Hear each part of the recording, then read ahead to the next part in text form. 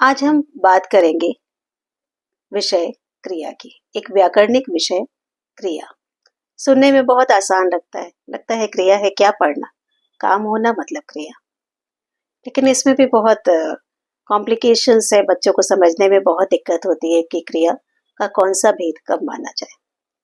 तो बात शुरू करते हैं क्रिया से, क्रिया की परिभाषा से। हो सकता है यह वीडियो मुझे 3 पार्ट में बनाना पड़े, तो शुरू करते हैं। क्रिया क्या है?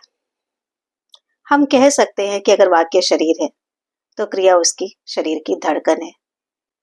अब मान लीजिए आपके पास कुछ शब्द हैं, जैसे लड़का, स्कूल, रोज। कुछ तो जानकारी दे रहे हैं ये शब्द, लेकिन अभी भी क्या जानकारी दे रहे हैं यह पूरी तरह स्पष्ट नहीं है। लेकिन अगर हम इन शब्दों के साथ कुछ क्रिया जोड़ दें, कुछ भी क्रिया जोड़ दें, तो इनमें जान आ जाएगी। जैसे लड़का रोज स्कूल जा रहा है, लड़का रोज स्कूल जाएगा, लड़का रोज स्कूल गया।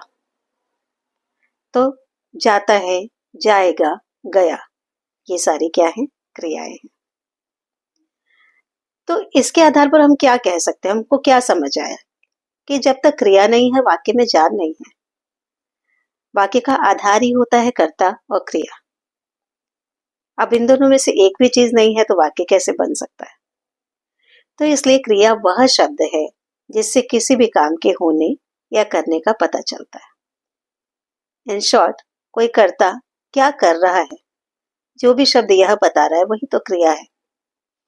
हर कोई काम, जैसे सोना, जागना, लिखना, पढ़ना, उठना, बैठना, चलना, फिरना, घूमना, हर काम क्रिया है।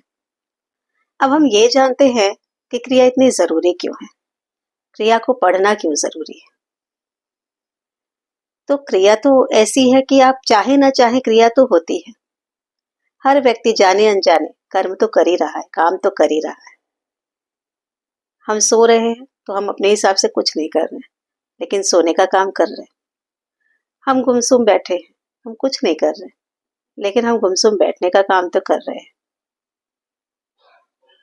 तो क्रिया तो हो रही है, लेकिन व्याकरण की दृष्टि से हम कुछ ना करके भी हम कुछ तो कर ही रहे हैं।